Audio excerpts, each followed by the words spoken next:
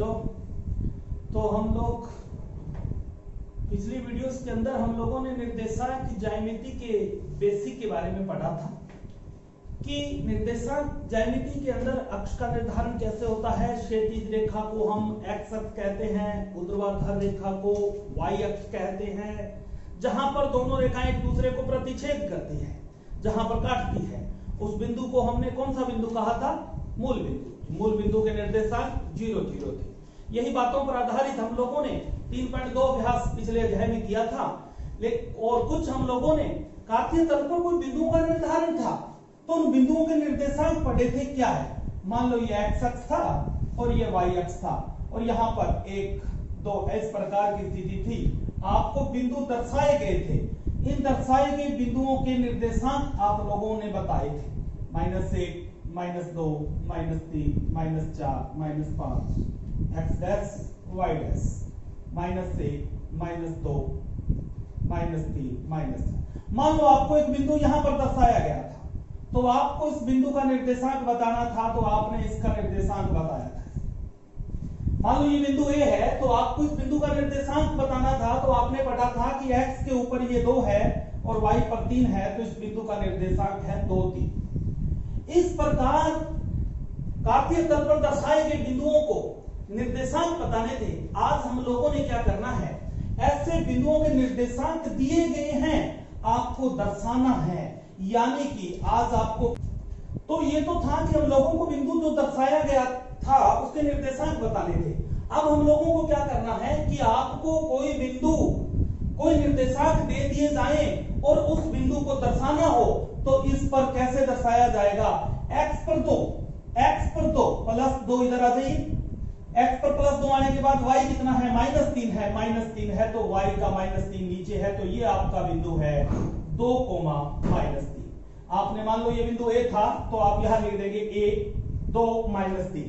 Next मान लो आपको बिंदु B दर्शाना है और बिंदु का निर्देशांक है 4 3। 4 3 कहां पर आएगा? तो यहां से आपने x के ऊपर +4 और y पर प्लस का 3। ये x पर +4 है तो इधर जाते, -4 है तो इस साइड आते।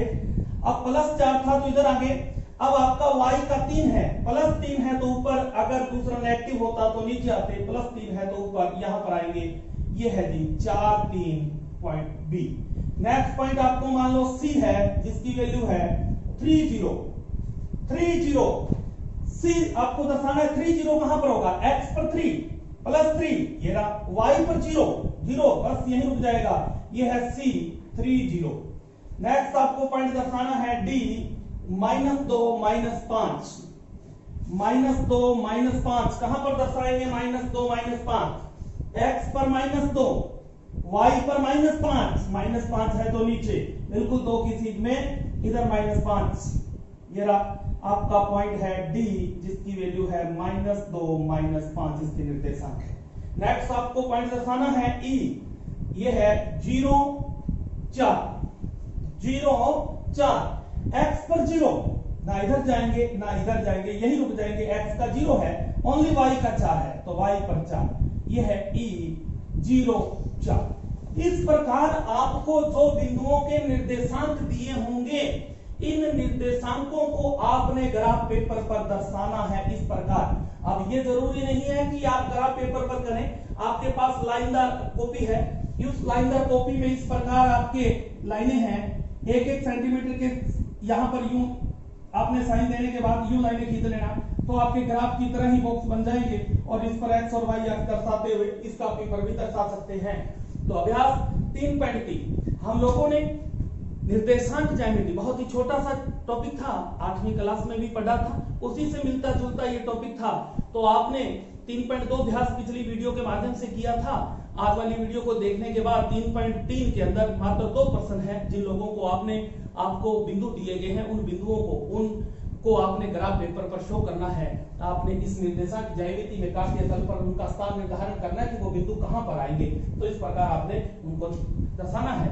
तो हमारे 2 चैप्टर अभी तक कंप्लीट हो चुके हैं।